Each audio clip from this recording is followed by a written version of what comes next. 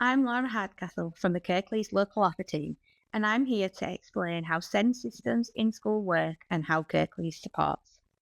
The information presented is also available on the Local Offer page titled What Teachers Should Be Doing to Support Children and Young People with SEND. The SEND Code of Practice gives statutory guidance for local authorities, educational settings, and anyone else involved in providing services to children or young people with special educational needs and disabilities. The Code clearly states that educational settings must use their best endeavours to make sure that a child with SEND gets the support they need. This means doing everything they can to meet children and young people's SEND needs. Quality First Teaching is a whole class teaching concept that focuses on inclusive and high quality teaching for every child in a classroom, regardless of their background.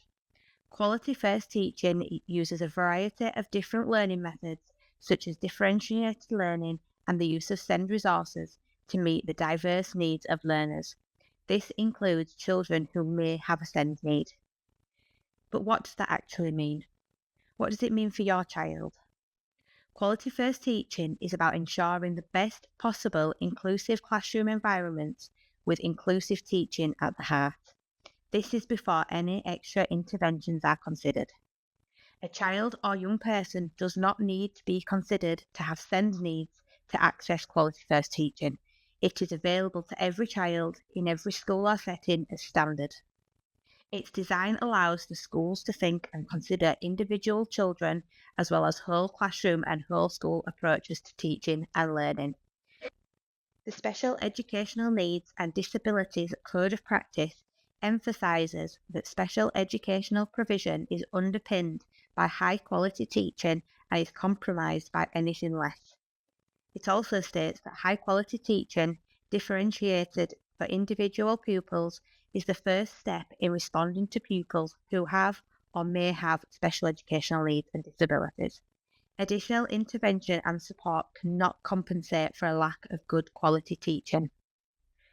To complement the SEND Code of Practice, Kirklees have produced audits and toolkits for schools and settings to use to support them in ensuring that their practice is as strong as it can be, meeting a range of different needs within their setting.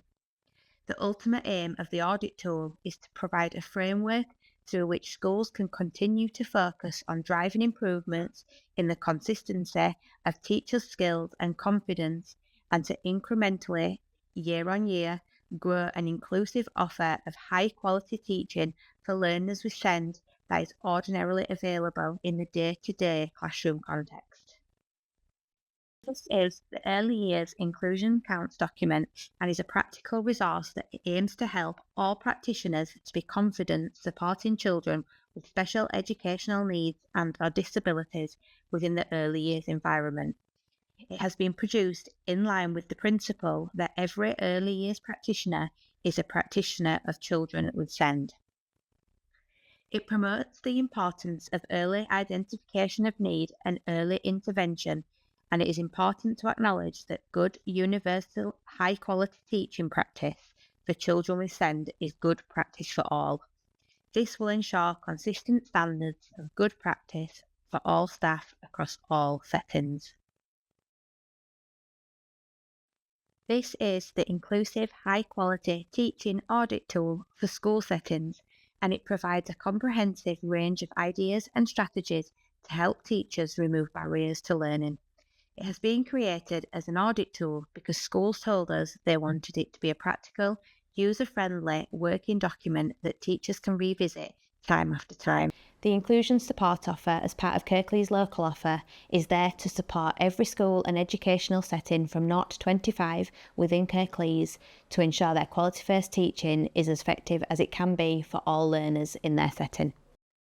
Whilst good, inclusive teaching can meet the needs of most pupils, some children will need something extra or something different to other children to be able to make meaningful progress. The graduated approach is a 4-step cycle of assess, plan, do, review that aims to understand and meet the SEND needs of a child or young person. The cycle encourages earlier decisions to be made and actions to be taken for a child to make meaningful progress. It is a holistic approach and should not be a single process, but a continuous review, usually complemented by a plan. Through the cycles, a growing understanding of the child or young people's needs are identified, which allows educational settings to support the child or young person to secure good outcomes. What do Kirklees do to support educational settings with the graduated approach? Kirklees have produced a range of documents to support educational settings for children with more complex needs, whose needs cannot be met with Quality First teaching alone. All the strategies from Quality First teaching should also still be implemented consistently, whilst identifying further strategies through the review cycle and supporting documents. There are 7 documents available to educational settings to support them. These are broken down into the individual areas of need, such as hearing impairment, social, emotional and mental health, physical impairment, cognition and learning, communication and interaction, visual impairment, and the inclusion counts Section B document from the early years team.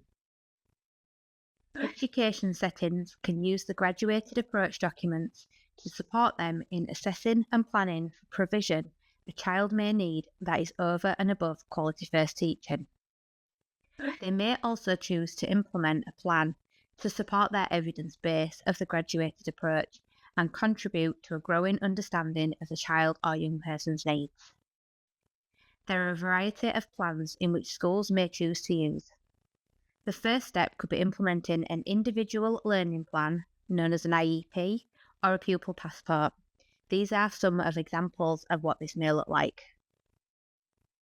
If an IEP or a pupil passport is not having the desired effect, school may then decide to escalate the support plan to a My Support plan or an individual assess plan do review, which is also known as an IAPDR.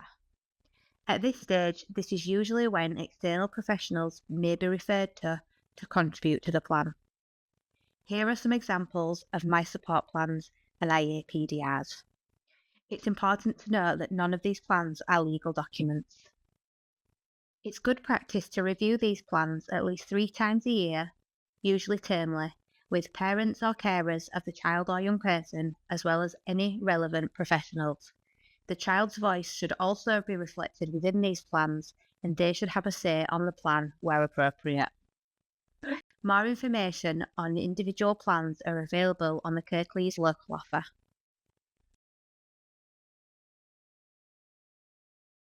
Kirklees have a range of different services available to educational settings which support schools to provide the most inclusive school experience for children and young people with complex needs, whose needs cannot be met by Quality First teaching and the graduated approach alone.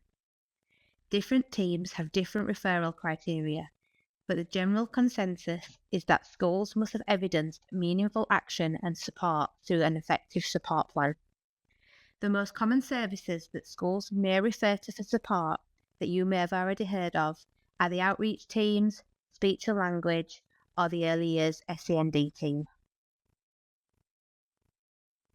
An Educational Health and Care Plan, known as an EHCP, is a legal document which describes the special educational needs and disabilities of a young person, as well as what help they need in an educational setting to help them make progress and learn. They are for young people who have complex additional or special needs and need more help in an educational setting than most children or young people. If a school feels that the child is not making the desired progress through Quality First teaching and the graduated approach, they may consider applying for an EHCP to support the young person. Parents must consent to an EHCP request. Parents can also make the request themselves. For further information on EHCPs, please see the local offer page.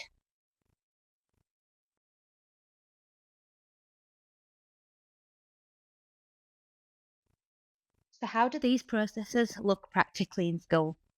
Kate from Orchard Primary Academy is here to tell us how these processes look within the school environment.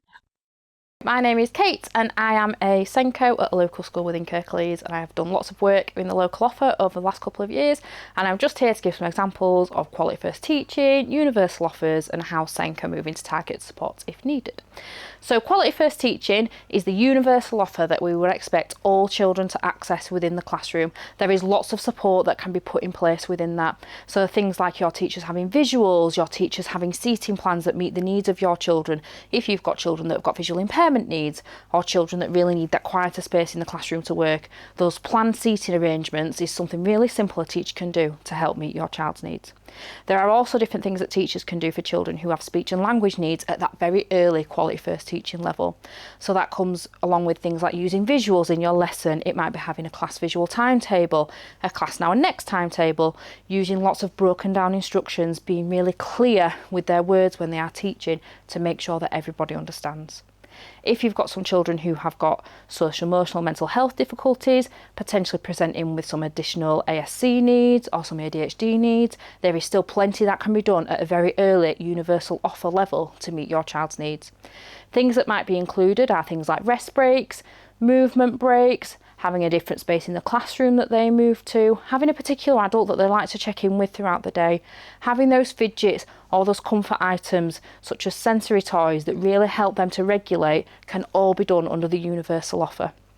We also have lots of support in Kirklees from the outreach teams, which can be done at a very early level in terms of that informal advice around how teachers do live modelling, how they use flexible grouping in their lessons. So what a lot of teachers will do is make sure that if they've got an additional adult that can support in the classroom, they are moving between different children. There is that flexible grouping. You might have some children who are low ability in reading with some children that are higher ability, so that they are learning to build on those skills with someone in their own age range, which can be really beneficial. A lot of things you will see in classes these days as well include things like buddy systems. Your child might be given a buddy who can help them navigate the school so that they begin to form that relationship and become less reliant on adults. Something that you will like to see, we like to see in schools, is flexible grouping and mixed ability across a range of lessons. Again, this is something that can be done at that very early quality first teaching level. Whether that is scaffolding some sheets, so some worksheets might look slightly different. It might be that everybody has the same worksheet, but the support that is put along place aside that will support children at different levels of learning. So it might be that you have things like phonics mats, concrete resources in maths, manipulatives in maths, you might have Rec and Recs, you might have base 10, you might have your Numicon. In phonics, you might have your phonics max, your letter cards, you might have your phonics letters all around the classroom, so that even if not all children are dependent on that, the children that need that can still access it freely. Scaffolding is something that is a buzzword around education, and if you're not quite sure what that means, all scaffolding means is that everybody is set the same or a very similar task, and support is put in place to make sure that all children can achieve that. So at an early universal quality first teaching level, that might be that everyone in the classroom is writing a sentence about a story such as Hansel and Gretel. But what you might see is that some children have word banks, some children have sentence stems, some children have sentences with words missing that they can infill, or some children might be recording in a completely independent manner. They might be recording by typing, they might be recording by voicing this and an adult helps them to record it, but all children will be scaffolded to support that end goal of writing that sentence. In maths, we work in a very similar manner. So it might be that all children access the same task or access the same learning, but the way in which they do that is different. You might have some children of all abilities working with concrete resources, with the base 10, with their Numicon, with number lines. You might have children drawing pictures and using pictorial representations, lots of tally charts, lots of drawing sticks and dots instead of physically getting the base 10 out. Children of all abilities really benefit from using these different resources within a maths classroom. They are not just there for the children that need that extra support, they're also there to help children to develop and deepen their understanding. Now, moving forward, if universal teaching and quality first teaching has not quite been enough for that child to be able to make progress or to feel confident in that subject, then somebody like your SENCO in your school, or you may raise that concern to your SENCO if you feel like it's not being raised yet, might start to look at some specialist targeted support. And that would be likely when your child will be placed on a special educational needs register, where their support can be increased. Now, what that doesn't look like a lot of the time is children don't tend to go from quality first teaching right up to needing the EHCP very quickly. There is lots of support available at that SEND support level. For cognition and learning, there are outreach teams that can come in and advise school. There is lots that schools can do around chunking that learning down, making sure there are modified learning objectives, that there are pre-teachers and reteachers. If you're learning a text that's got a lot of heavy vocabulary and your child really struggles with inferring from meaning or understanding vocabulary, a quick pre-teach where a child and an adult and maybe in a small group sit down and have a look at that text first will be really beneficial in helping them access that. Another thing that teachers can do is post-teach. So you might have a maths lesson and then identify that a couple of children have found it quite tricky. So you might pull them over later in the day, later in that week. Let's have 10 minutes together and have another look at that multiplication. Let's look at how else we can do it. So that the next time they do that alongside their peers, that extra bit is going to support them to access that learning objective. In terms of speech and language or communication needs, if those class visuals, now and next, that chunked information giving has not quite been enough, then schools can start to look at speech and language support that they can provide within school. There are lots of intervention packages that schools can use. There is lots of information on the Locale website around milestones for speech. Schools can put in place small social emotional groups where we work on social skills, conversation skills, those back and forth interactions. All of that can happen at a SEND support level without any form of formal diagnosis. These type of supports also really do support a lot of children who have a formal diagnosis of conditions such as autism spectrum conditions or ADHD, because prior to that EHCP level, there is a lot of support and a lot of groups that can be put in place around those social skills, that explicit teaching of social language, what we do in assembly, how we line up, why we clap when people get awards in assembly. There are lots of things that we can look at on a targeted SEND support level that is just that bit more bespoke that might start to meet that child's needs. In terms of SEMH, which is social, emotional, mental health difficulties, if the quality first teaching has not quite been enough for those children, then it might be that we start to look at writing a support to self-regulate plan where we really pull out what as a school we can do to support your child to regulate over the course of a day. That is something that can be done with class teachers, parents, carers, pastoral managers, safeguarding leads to really pull that plan together. We can make sure within classrooms that children have rest breaks, they have movement breaks, they can have sensory breaks, all at that SEND support level. If that is something that you feel your child can benefit from, that is absolutely something you can discuss with your school. What that might look like is it might look like a big outdoor break in an area if your school is lucky enough to have a trim trail or a secure outdoor space. But even at that classroom level, lots of rest breaks and sensory breaks can take place with simple putty balls, with TheraPutty, with having some bits of Lego in a box that they have 5 minutes with at the end of the lesson, with doing some heavy work, getting you up, moving those big books of boxes around for the teacher that needs that little bit of help, helping to organise the books. All these things we can naturally feed into the children's day that just supports them to regulate. In terms of complex communication interaction, you may hear the term CCI bounded around quite a lot. CCI is an area of the SEND Code of Practice which looks at children's communication needs, not just in terms of speech, but socially. As we've already spoken about, there are lots of social groups that schools can use, and that pre-teaching and explicit teaching of social skills and regulation that can really help support a vast majority of children at a SEND support level, meaning that they don't then need to go onto that EHCP level. There are some children that do need to come to that, which we'll come to later, but there is a lot that can be done in schools to meet that need at a very early stage. In terms of specific learning difficulties, dyslexia is a word that most of us are aware of, but aren't always necessarily understanding of the process and how that can impact learning. There is a lot that schools can do in terms of quality first teaching and targeted support for dyslexia. There are plenty of apps on the market that schools and home can access around helping people with dyslexic traits to learn to read in a different way. But on a very basic level, that might just look like something being printed on coloured paper. It might look like the use of coloured overlays in tests or in classroom practice. It might be that that teacher, instead of printing that text on a really small piece of paper, has double spaced it or double lined it and made it that bit bigger so it's easier to access. There are lots of free fonts that schools and you at home can use and download with lettering that is weighted at the bottom, which makes it much more accessible for people with dyslexic tendencies to read. There is also a lot of support that can be done in terms of producing written work or work that needs to have an output where it doesn't always have to be written. Using things like a laptop to type for longer pieces of writing is something that can be done at SEND support without any formal diagnosis. There are lots of things that can be used, such as wobble cushions, such as cushions that help a child's posture when they are sitting, that can make that physical writing easier. It might be that they need access to a raised board to support them because of visual impairments or to help the flow of their writing. This can be done on SEND support.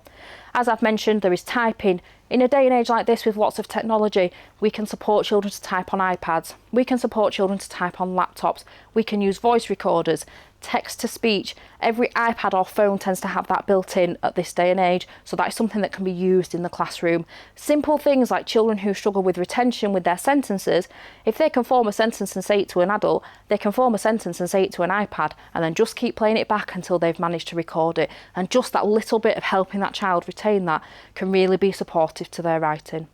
So as we've discussed, there is lots of support that can be done at a quality first teaching level where there may not necessarily be any formal SEND plan, but there will be a lot going on behind the scenes and in that classroom that is very purposeful but might not necessarily jump out at you if you're not sure to look for it. If that is unsuccessful or not quite providing the progress that we expect, your child may then be escalated to specific SEND support, which is where you'd likely start to see some kind of formal plan, such as an AMP or an ILP, an additional needs plan or an independent education plan. These are very simple plans that just put into place that practice and that provision that's there for your child with some targets. If that SEND support is then not proving enough to provide the support that child needs to make progress in all areas, and that is where there might be a discussion around either bringing in an outreach team, such as cognition and learning, complex communication interaction, social, emotional, mental health, or the physical impairment teams, so that we can start to begin that journey towards an EHCP if it is felt that is needed. If you are still have any misunderstandings or are unsure about what can be offered to your child in terms of quality first teaching and a universal offer, there is lots of guidance on the local offer website around the universal audit tools that Kirklees have created to support schools to look at how much can be done at that very early stage. There is also graduated approach documents which work through the different methods and the different areas of need. So if it's cognition and learning, you can have a look all the way through. It doesn't just support adults in schools to look at what's in place, but it might support you with looking at your routines at home and how else you can support your child. One size doesn't fit all. Children don't fit in boxes, and we have to ensure that with every decision we make, the child is at the centre of that. There may be times where the SEND journey cannot be followed.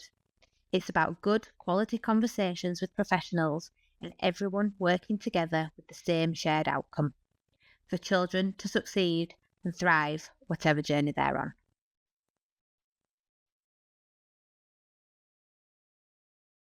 Once my child has a plan, it sticks with them for their school journey. This is incorrect. Schools will use the graduated approach to consistently assess your child's learning journey and the progress they are making. This means that at any stage in the review period of the plan, your child may escalate to a more detailed plan, or if they've made meaningful progress, they may de-escalate to a plan at a lower level or remove the plan. But this should always be done in cooperation with yourselves, and you should be informed at every stage. A child needs a diagnosis to access support. This is incorrect. We're a needs-led council, and therefore any decisions made around support will be on the basis of presenting needs of a child or young person, not their diagnosis. There may be certain specialist services that require a diagnosis, but these are usually for more complex medical conditions. My child needs to be academically behind to have an EHCP. This is incorrect. For a child to receive an assessment for an EHCP, they must meet the legal test. The legal test refers to what the SEND Code of Practice says about who should be considered for an education and healthcare assessment. Simply put, when an EHCP needs assessment request is submitted, the information will be discussed by a group of professionals from education, health and social care to see if the following is true: whether the child or young person has or may have special educational needs, and whether they may need special educational provision to be made through an EHC plan. If they agree to both of the two statements, then they will agree to carry out an EHC needs assessment. but this does not guarantee that an EHCP will be issued. One other thing to note is that in addition to this, the Code of Practice states that local authorities may use additional guidance to support them in making a decision about an assessment. My child has a diagnosis, so therefore needs an EHCP. This is incorrect. An EHCP is not dependent on diagnosis. Children with a range of diagnoses can have their needs met through SEND support, as we have shown in this workshop. An EHCP is for children who require special educational provision that cannot be reasonably provided from within the resources available to mainstream nurseries, schools, and post 16 settings.